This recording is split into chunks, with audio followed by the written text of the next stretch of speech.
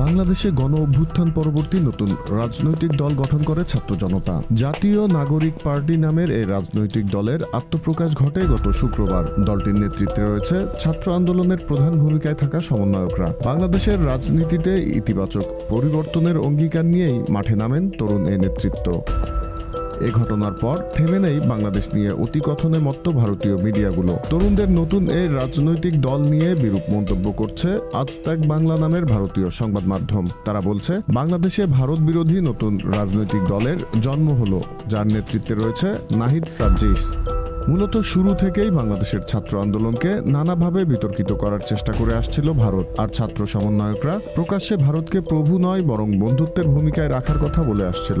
এতে আঁতে ঘা লাগে ভারতের। ফলে আন্দোলনের নেতৃত্বে থাকা সমন্বয়কদের বিতর্কিত করতে তাদের ভারত বিরোধী বলে মন্তব্য করে আসছে ভারতীয় সংবাদ মাধ্যমগুলো।